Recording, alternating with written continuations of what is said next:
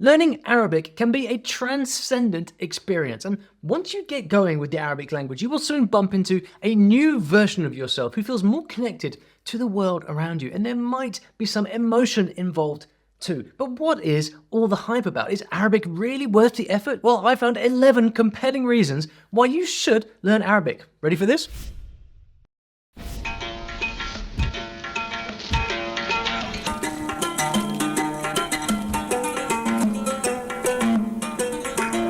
I mean, how many of your friends speak Arabic? Unless your job is in languages like mine, chances are you don't have many friends who speak Arabic. Meanwhile, guys like this YouTuber are getting famous. Why? Because for some weird reason, not enough people are learning one of the best languages on the planet. So the ones who do are going to stand out, and not just because it sounds super cool.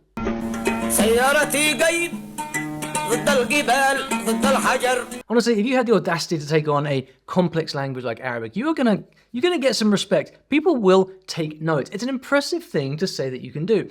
It sends a message to both Arabs and non-Arabs that you are ambitious, curious about the world, strong, the kind of person who embraces all cultures, which is a really good thing, especially for the eyes-scanning sites like LinkedIn. But let's save that part for later. Point is, if you want to stand out from the crowd, learn a high-demand language like Arabic. Your coolness ratings will go through the roof. From the Negev desert to the Mediterranean and the streets of Tehran, there are so many beautiful places in the Middle East. I lived in Cairo for a year or so, and I can promise you this, speaking Arabic will make your adventure in the Middle East infinitely more easy and interesting. There are unbelievably cool things you can do in these countries, but hanging around these parts for more than a few weeks, you really want to be able to speak, read, and write a bit of Arabic. This is your key to making friends, getting invitations, learning how to haggle in the SOUKS, understanding the signs, the directions, the news. And if you're living alone out there for a significant time, you're going to need those local friends. The quickest way to make a complete stranger like you is to get them to see your genuine attempts to speak their language. لا أنا من بريطانيا لكن درست العربية. جميل. درست لهجة خليجية ما أدري لهجة مصرية. You don't have to be good, particularly, just genuine. Arabs love it. It gives them a nice feeling of pride when you try. Next thing you know, you're going to be getting invitations to local houses and the real fun will begin. There's a saying in many parts of the world that the customer is always right. But in this part of the world, we say that the guest is always first. The tradition of welcoming someone for 3 days has been passed down from Bedouin culture. No matter who you are, no matter where you're from, when we see you, you are welcome and you are safe. One thing that's super important to understand about Arabic is that Arabic has a lot of dialects, and the dialect that you choose really matters. You've got to understand this. So look out for a video all about this that's going to come at the end. An ancient ring sheds new light on the ties between Vikings and the Islamic world more than a century after it was discovered. The ring was found in a grave belonging to a 9th century woman with the inscription 4 or 2 Allah, and is the only ring with an Arabic inscription ever found at a Scandinavian archaeological site. Some people just have all the fun. An Arabic ring in a Viking grave? Seriously, imagine being part of a research team that gets to dig things up, decide where they came from and say, yeah, that's a 9th century Arabic writing right there. Arabic has fascinating ancient origins, and there are still tons of discovery opportunities out there, and questions to answer, like why did the Nabateans give up their nomadic life and settle in Petra? Or let's say you want to learn about the history of the Arabic alphabet. I have the basic story right here, and it's all about how the writing came from these nomads. But how cool would it be to get your feet dusty, armed with some Arabic language skills, and go chat to real Bedouins and villagers? When we reach Wadi Rum, we will feel like we are now friends. In Wadi Rum, we have long nights of storytelling, historical, religion, discussion. When you travel, you meet others, you understand them, you will be open-minded and you will understand others. There's a lot of trippy stuff going on in Arab history, and if you love anthropology and archaeology, this might just be your thing. But don't forget the Arab world also contributed massively to medicine, science, and technology over the ages too, not to mention literature, maths, navigation, astrology, architecture. There's a vast body of knowledge out there that's written in Arabic.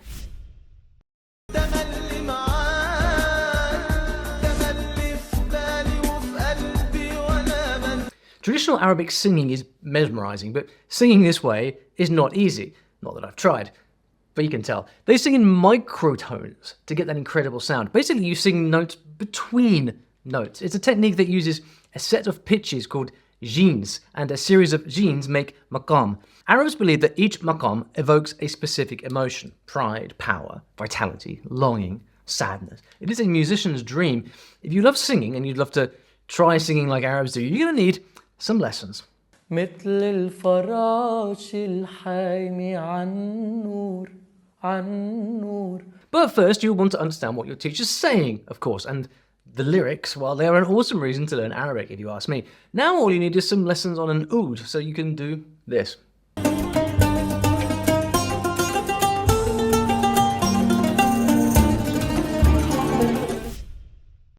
The Arab world is a huge market with lots of individuals who are interested in products and services from around the world. The first tip we have is make sure to use some Arabic, whether that's in your personal communication or the communication on your website or in your marketing materials. Using Arabic will go a long way towards helping you get more customers and clients. It's not just the CIA that loves Arabic speakers. Arabic is a critical language, and even just with conversational skills, you can be a real asset. Many companies invest in the Arab world, and anything that involves communication is an opportunity. These are just some of the work fields where you could be useful. American councils say that many businesses these days are trying to understand developing markets in the Middle East. If you understand Arabic, they could use you as a researcher or to be the one who coordinates with an overseas partner. Make sure to work with locals who understand the region to get a better understanding of how you should market and target different audiences that you're trying to do business with. So what's going on? Well, if you haven't heard, the Arab region is very lucrative in business. The Middle East is extremely rich in natural resources, and it's a major part of the global economy. Their GDP is over $600 billion annually. Seriously, the language is so important for the future world. You're practically guaranteed success if you can speak it. When you look at it like this, it's hard to believe how few people are actually learning Arabic.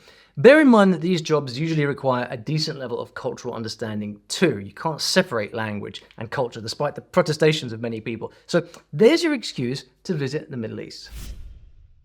لو تعين علي أن أصف نفسي لقلت إنني شغوف بالمعرفة متطلع إليها دوما، لأن المترجم ينبغي دائما أن يتعطش للمعرفة ويحرص عليها ويبحث عنها دائما.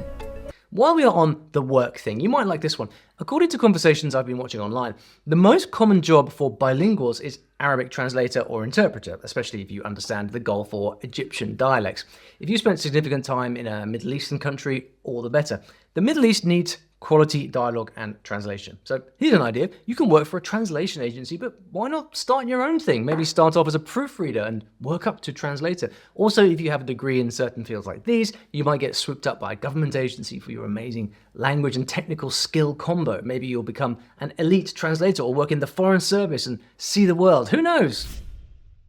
People just sometimes think that when you do a calligraphy, you just sit down and write, like casual writing.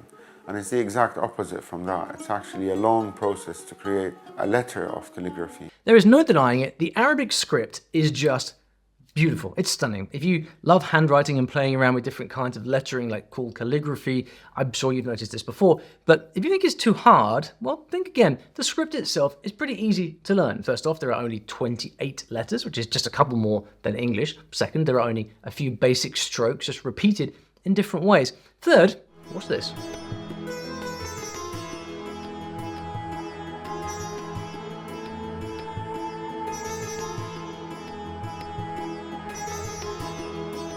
And the bonus is if you practice writing in a fun, creative way like this, you'll learn the Arabic letter shapes really fast, including how they connect to each other. And it's going to make your overall experience learning the language really, really special.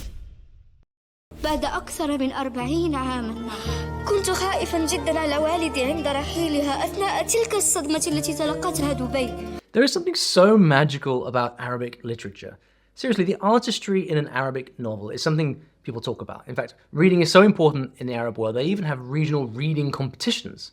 Like this one. This girl is reading a story written by the sheikh who's watching. Looks like he's tearing up a little bit. Arabs have always been known for their ability to describe life in a profoundly poetic and meaningful way, ever since the old days. Stories, poetry, it's captivating stuff, and it's just not the same if you read the translation in English. It just loses its essence. But to give you an idea, try this. Many writers in the Arabic world actually start out by studying and writing poetry before they get to novels, and this is one reason why Arabic writing is so good on the ear. Poetry gives you a sense of the rhythm of a language and teaches you to look deeper for better words. So something to think about if you are a writer. Arabic can teach you to say profound things with just a few lines. Of course, when you're a complete beginner, you're not going to start out reading for the Sheikh. If you do, send me the link. I want to watch that. But I've got you covered because I also have some awesome Arabic stories right here. They're not for beginners, they're for intermediate, but you know, something to aim for. By the way, did you know that I actually teach languages like Arabic through stories? That is our thing here at StoryLearning. Reason is that stories are the best way that I found to learn any language. Stories are how we learn naturally. Even this little guy is learning Arabic through stories. تحب لون ايه؟ الأحمر. وايه كمان؟ بحب الأحمر بس. أحمر بس؟ It is powerful stuff learning through stories, and if you'd like to hear more about how this method works, I've put together a story learning kit that explains everything. It's totally free, so if you're curious, click the link in the description and claim your free story learning kit. Hi, I'm Paul. I'm one of the volunteers at Habiba community.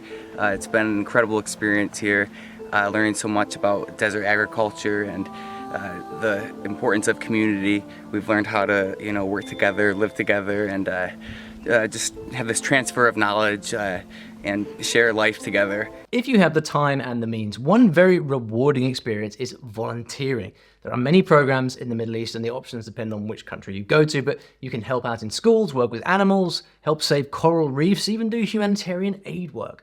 One option is working on an organic farm, like the Habiba organic farm near the Red Sea.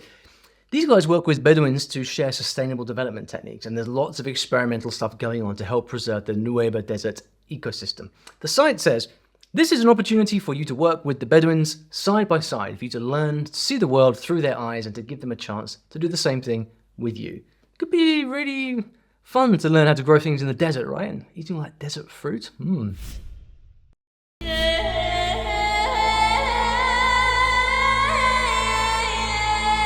If you want to answer burning questions about the Arab world and unlearn some misconceptions, this one is a no-brainer. You should learn their language. Islam is not just a religion, it's a lifestyle. And the language is intimately linked to the culture. So if you want to understand the framework through which Middle Eastern people see the world, understanding Arabic is key. You've got to do it. At the same time, while you're out there practicing your language skills on your new Arab friends, you'll become a natural ambassador for your own country. There are lots of ways to be a change maker.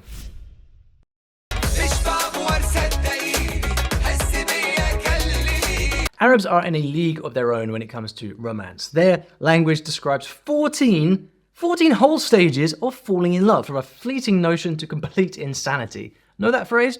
If you want some of that fire for yourself, perhaps you should start by learning the Arabic language. It all began in ancient Arabic literature.